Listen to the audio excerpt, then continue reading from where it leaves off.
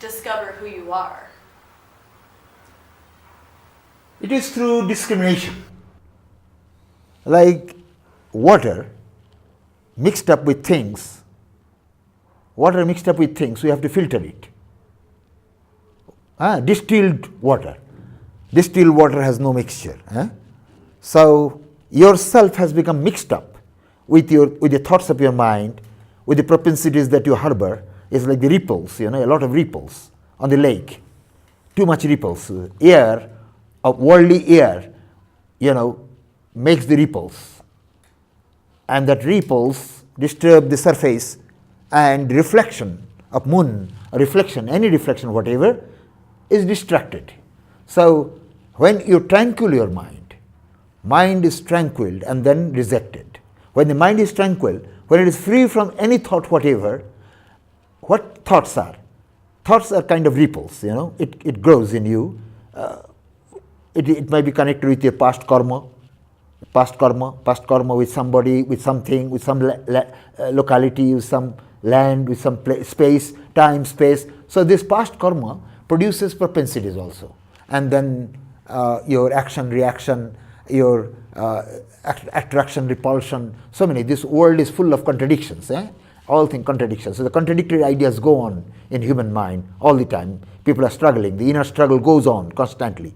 So this struggle has to be tranquilized.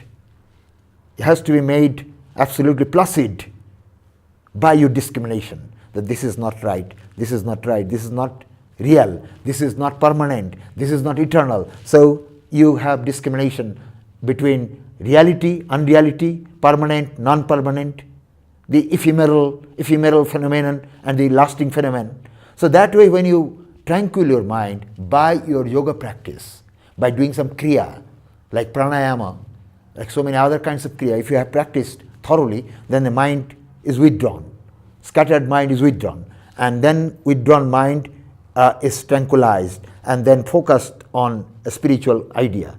And that idea, when brings about some sentient feeling in you, some reaction, kundalini's reaction, some joy, it has a special kind of joy. It's a special kind of joy, special kind of happiness, like when we think of the world, of money, this, that, friend, and all, that gives a kind of delight. But then spirituality, thinking of the eternity and thinking of the high things, noble things, pure things, that also has a kind of delight, more lasting delight. So that draws person, that delight, inner joy through meditation draws you on. It helps you. And finally, you come to realize that I am not the body, I am not the mind, because they are all transitory and they are always floating and they are all passing. Body, mind, intelligence, they are all passing. It's like the water of a river, but the bed is the self. So you have an experience, automatically have. And what is there in the experience cannot be expressed in words. Cannot be communicated that way. But you can give the information. You can give the information that is there, but experience is personal.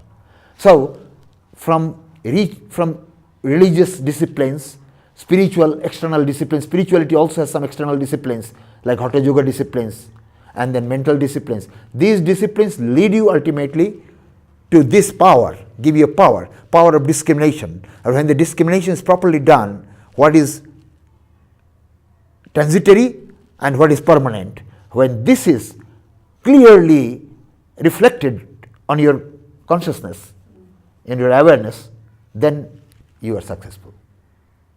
For that, you have to devote a good deal of time and energy and working. It is also a difficult subject, like music, art, literature, so many things people, this secular subjects, people have to devote time and work on that, then they get accomplished. Exactly in the same way, the spiritual science demands a lot of time, a lot of energy, a lot of aspiration, and rejection from the mind, rejection of the transitory things, rejection of the things that are ephemera. All the ephemera has to be brushed out from the mind. The more you are successful in that, your spirituality goes.